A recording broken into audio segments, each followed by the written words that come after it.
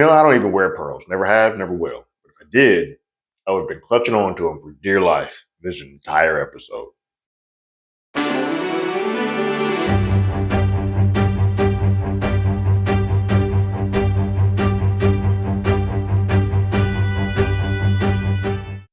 Hello, everyone. Terrence here with Hollywood Already Did It. If you haven't already, go ahead, like, share, subscribe to the channel, leave a comment, ring that bell below. Anytime we have something, you will be among the first to know. The penultimate episode of Poker Face, episode 9, called Escape from Shit Mountain. It is a doozy, folks. I honestly almost don't want to even like spoil it or talk about it. So if you haven't watched this episode, please get out of here because it's a treat to watch this episode unfold. For the first time in a while, like there's been sort of a formula to these Poker Face episodes. But for the first time in a while, this one takes what you know, flips it, twists it. You don't really see where the script is coming. And it is a joy and a roller coaster ride to be a part of. Rian Johnson returns to direct this episode, and it is almost a one set. It almost takes place solely in a hotel, but there's a bit of a starter and finishing elsewhere. In this episode, Joseph Gordon-Levitt plays Trey, who is this. He's an asshole, to put it kindly. Who we first see start doing. He's just doing this routine, and the first couple of times he's doing this routine, wakes up, gets in a bike ride, gets in his shake, plays his VR system, gets a drink, watches some TV. That's his routine, and he seems very happy to do so. He also keeps getting food delivered to him and not tipping, and then he progressively gets more and more bored with that situation in each routine that goes along. What we learn is that he has been recently put on house arrest, and he just now starting to sort of get into that groove of house arrest. He's stuck, he's bored, and you can also tell that with this house, he's rich. he's a white collar crime dude who's probably gotten away with everything that he's ever could, but finally caught up with him, and now he's sort of suffering the consequences of being stuck in that hole. But then a snowstorm hits, and it knocks out the tower that is sort of able to track the house arrest device. And Trey is ready to go play. You give him a night to go out into the world, and he's going to do it. But he does get a call from his police officer, sort of putting a timestamp of when he has to get back on this episode. But he gets a call from his PO. It's like, hey, you may have seen, but the towers are down. And right now your tracker is off. Nobody can get up there. The roads are closed. Nobody can check in on you. So I need you to do me a favor. Rules still apply. Stay your ass in that house until the morning, and I'll be back at 7 a.m. to check in on you. Trey ain't listening to that.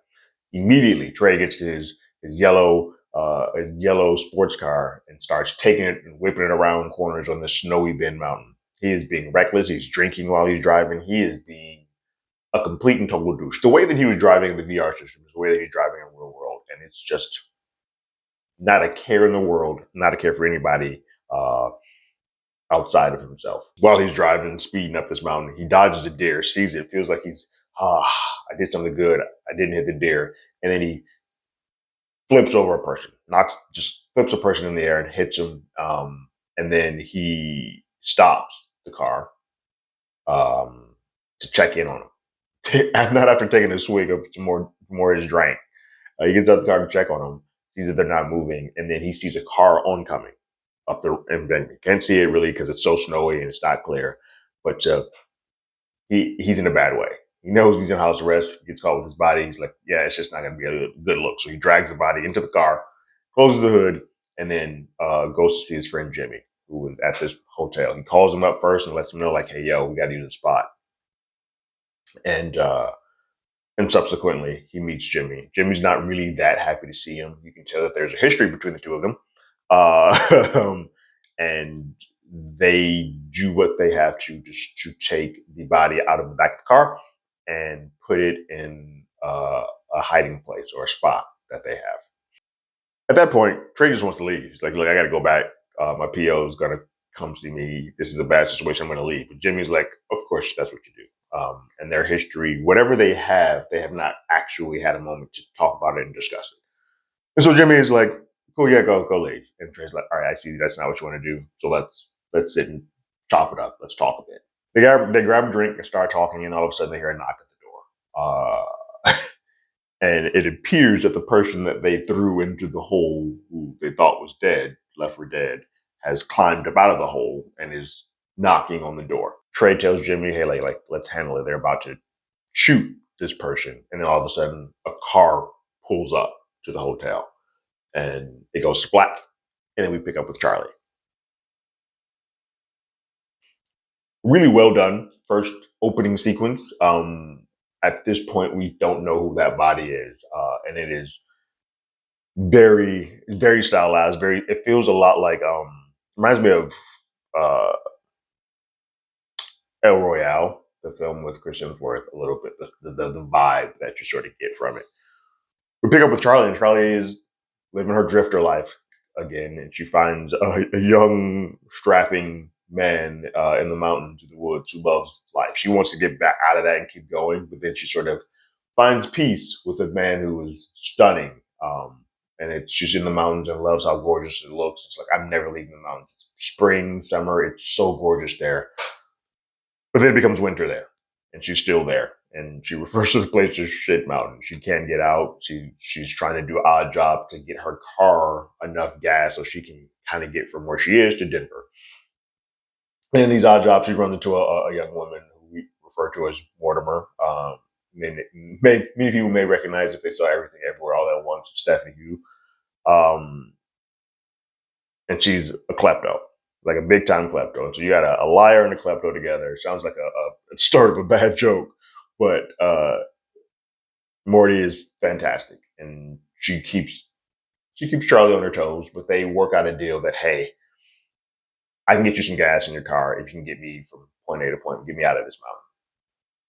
They come up with a plan. They agree to. They go to the gas station to kind of pay for the gas. The gas station owner does not want Charlie around at all. It is important to note that at this point, I knew it was important immediately, but at this point, they do see a reward sign on the cash register that they've seen all over town for Chloe Jones. It's a 75K reward that if somebody finds her missing. She's been gone. They throw it away a little bit. So she's been gone for about 10 years. But I know we don't point that out. It's not shot in a way. We don't describe it if it's not going to get called back later in that episode. While they're driving, they're chatting. Charlie realizes that Morty has stolen her wallet and keeps stealing her wallet. It's a running joke that that's what she keeps doing. Morty is always looking out for herself. That's just how she operates. But while they're driving, they get into a spin and end up in a snow embankment, and the car won't move. So they need to get towed out of there. Morty's like, Charlie, you need to go get a tow and bring it up here. And Charlie's like, I'm not leaving you with my car because you're absolutely going to steal it. And Morty's like, no, I wouldn't. It's a lie. So Morty's like, all right, cool. I'll go steal it. I'll go track down a tow and bring it to us. But she doesn't return right away. Charlie is in the car overnight, kind of just waiting for her to come out, and eventually she gets out and sort of gets some breath, gets some air. And then she sees the car sort of incoming down the road and is hit by it, which is my first oh shit moment of this episode, because this entire time and the way that they were leading it, it felt like Morty was the one who got hit by the vehicle, and no, it was Charlie. Well, damn.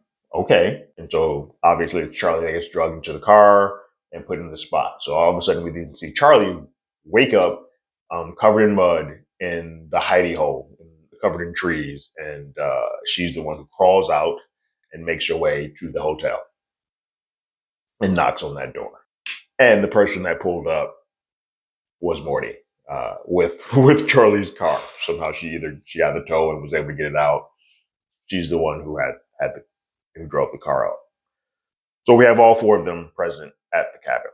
And Trey and Jimmy are trying to figure out how much Charlie knows or remembers, like about the entire night. She wants to know, hey, I'm just trying to get some information from you. And they're going back and forth. It's pretty fun dialogue that You can tell Rian Johnson was having a ball writing this. Charlie somehow goes down the rabbit hole of remembering her favorite memory, and she's like, "Wait, that's sad. If that's my favorite memory, why did I think of that?" In this, Trey just wants to get back. He's like, "Look, you got this, Jimmy. I'm gonna head back. I got my POs coming at 7 o'clock." He's like, Jimmy's like, "No. You not leaving me. You can't leave me with this."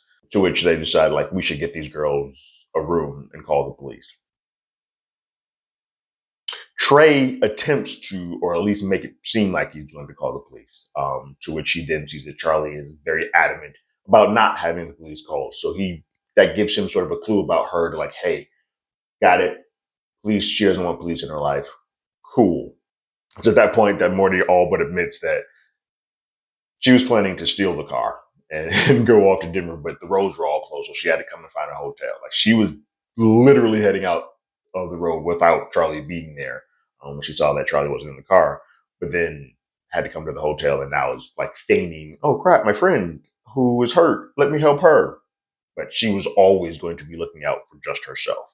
She does, however, admit that she did hit Charlie, because at this point, Charlie has no idea who hit her or how she got there or how she wound up in the hole. She just thinks she just crawled back up to a hotel, and everybody that's here is just random bystanders. So she's realizes at that point that Morty's not the one that hit her.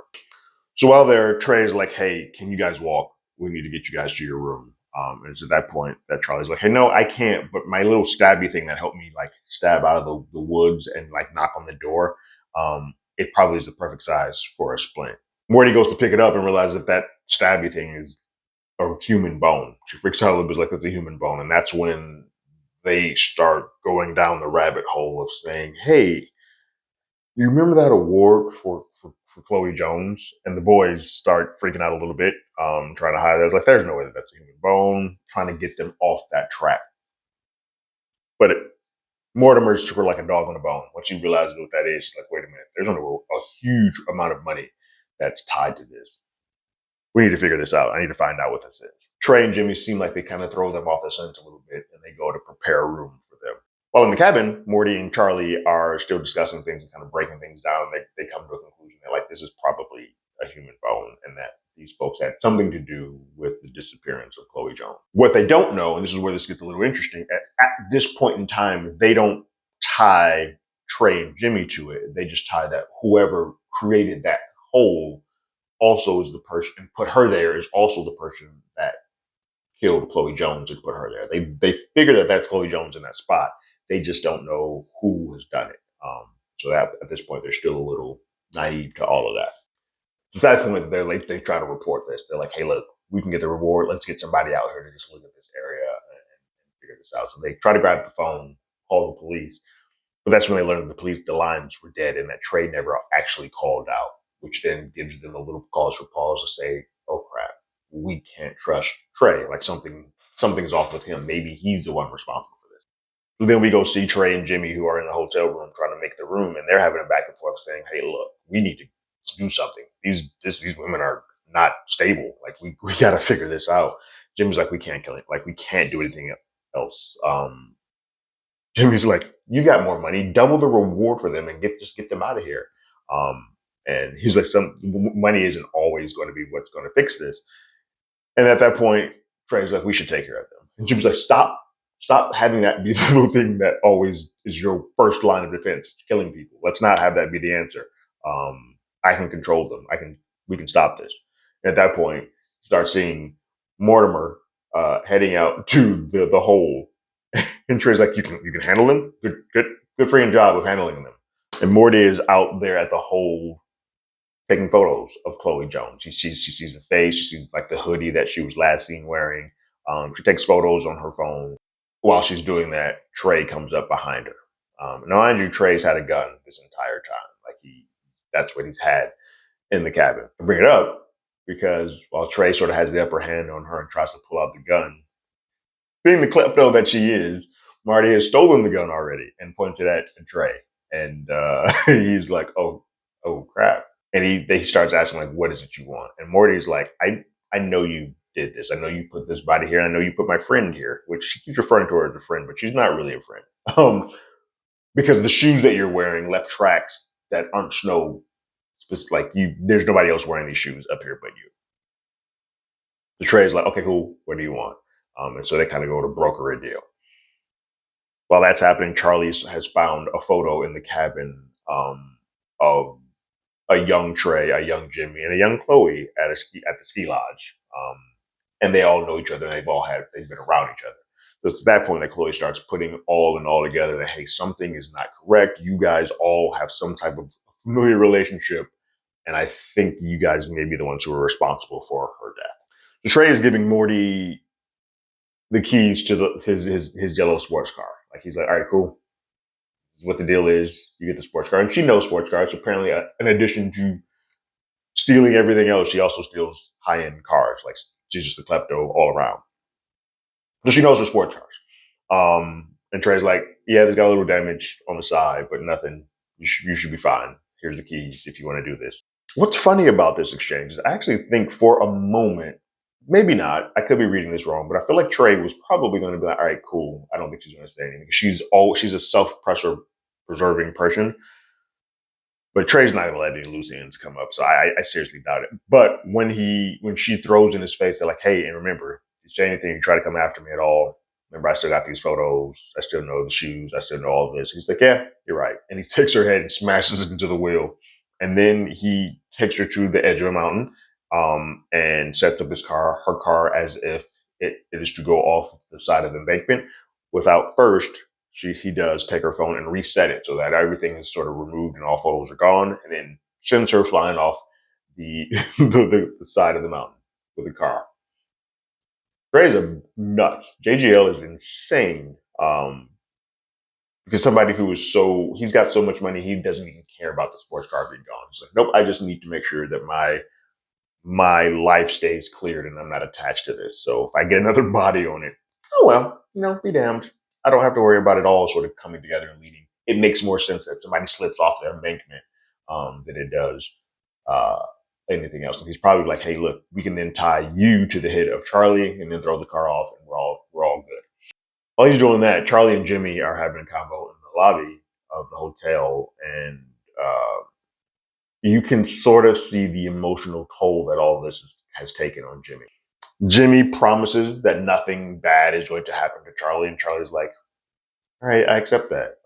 And it is to the audience believe that he is on the up and up, because if Charlie follows through with it, either her lying detector isn't working, which just doesn't make sense for us to go to 9 episodes and something doesn't stop her lying, or we believe that he's on the up and up. So she drinks the liquor that he has there, that is Trey's favorite liquor, and gives her 2 ibuprofen to sort of ease the pain.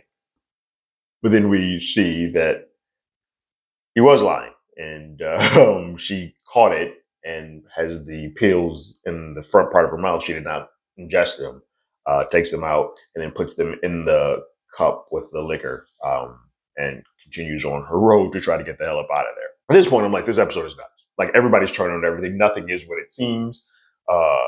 It's just pure bedlam, and I love it. This is an insane. I've loved so many episodes up to this point, especially the Judith Light episode. That was one of my favorites.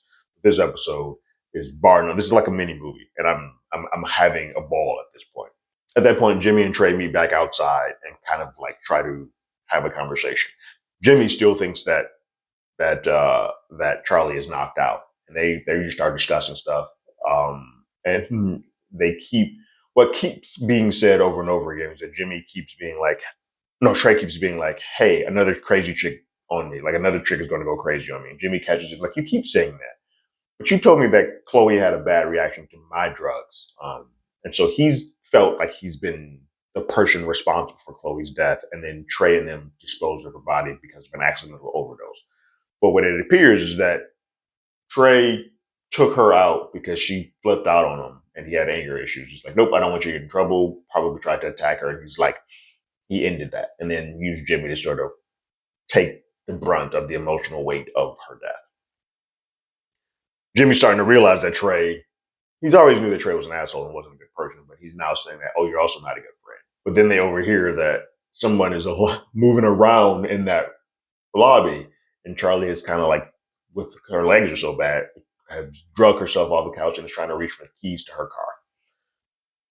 Everything sort of falls in, and they hear the commotion, and then Trey and Jimmy walk back in there. Now, mind you, a knife has has fallen onto the ground next to the keys. So you can see in shot that there are keys and a knife side by side.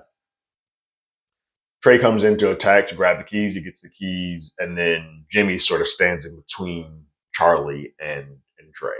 So while he was lying originally when he said, "I'm not gonna let anything happen to you," it does seem like he's now seen the light of who Trey truly is. It's like, nope, I can't. I'm not doing this. You're not hurting this girl. To this point that we learned a little bit earlier that the lights in this place are on a bit of a generator. So we see a cool shot of the lights kind of going back out with the three of them sort of standing there. And it almost feels like a Mexican standoff, which sounds terrible. I hate that terminology, but and that is occurring while also in sort of darkness. But Jimmy tells Trey, like, you ruined my life. And at that point, Trey's like, you were a loser then and you're a loser now. And you realize that in this entire relationship, Trey has been the superior and has kind of just been bringing Jimmy along to sort of do the dirty work and cleanup work that he can. But at that point, Trey takes the gun that he now has taken back from Morty and shoots Jimmy in the head. Jesus, this thing keeps escalating. And then there's a tussle back and forth with Charlie and Trey. Charlie gets a hold of the knife that's on the ground and like does a slash in the back of his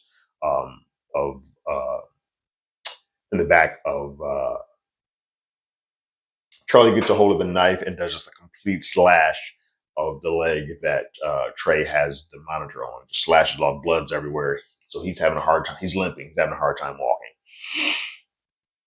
We get into more of a tussle, and all of a sudden we see a scene where Charlie is on the ground, Trey's on top of him, and he stabs her through the chest. Oh my. What is happening in this episode? Jesus. And so we think it's over. Like she's done for. And he puts her in the cubby hole. He puts Jimmy in that cubby hole. And he goes back home because he's on the clock. He has to get back to the house.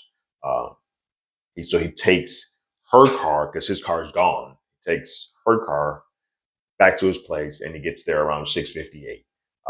As he's getting there, 6:58, cops call him like, "Hey, where you at? I'm here to see you." And then he's trying to like change clothes because there's blood on some things. He's trying to change clothes because there's blood on the socks. As he's trying to prep his leg, because it's blood, the side with the house monitor, he sees that the house monitor is not there. So he's dead to rights. Because then we go back to the scene in the cubbyhole with Chloe and Jimmy and Charlie. And Charlie is holding on to the monitor, and it starts reconnecting and coming back on. And so her GPS location can be found, and then we see a bit of breath coming out, and she is still alive. Next thing we see is Charlie's in the hospital, recovering, coming back to life, if you will, and we see a news report that we finally found the body of Chloe Jones. Surprisingly, there were two other bodies there. There was Jimmy, James or whatever his full real name was, and Charlie Cale. She's been considered to be dead, deceased. And so on her name tag, she's referred to as Jane Doe. And then we all of a sudden see Benjamin Bratt getting a call from Sterling, who's Ron Perlman, outside of the hospital saying, we got her dead to rights. And then we go to black. Of course, on the penultimate episode, we connect everything back to the first and second episode to sort of put that last episode to sort of be come back to they're going to find her. We'll finally probably get to see Ron Perlman because we've seen him in all the ads, so we know he's around, besides just his voice. But this was an insane finale episode because I think the last episode, because we have to tie so much into the previous stuff, is going to probably feel a little unlike the rest, where there may not necessarily be a murder that is the murder of the week type of thing or case of the week type of thing. It might be a side story to her trying to get away from these guys. So it'll feel a little different than the rest. But this episode, this is a roller coaster ride from start to finish. It is keeps you on your toes. It's moving. It's brilliantly shot, brilliantly acted. Everybody does their piece perfectly, and you never see who's turning on whom. It's this one-upsmanship that keeps happening, and it's just super tight script. Like, what if Rian Johnson got to do like a Glass Onion or a Knives Out in an hour form on TV? That's what this is, and it's just, if you like that type of stuff, this is the episode for you. This is by far my favorite episode of the season, and now I'm kind of concerned, like, hey, hope you didn't shoot your wad, because I don't know if you can come back from this for your finale, but we'll see. I've been pleasantly surprised by this show more than one occasion. What did you guys think about this penultimate episode of Poker Face called Escape from Shit Mountain? Leave your thoughts and comments in the comments below. If you haven't already, you can follow us on Twitter at HollywoodADI. You can hit us up on email at HollywoodAlreadyDidIt@gmail.com. We also have a podcast with the same name. That's on Google Podcasts, Spotify, Apple Podcasts, and every other place podcasts. We're there. And like always, I got my ticket. You got yours.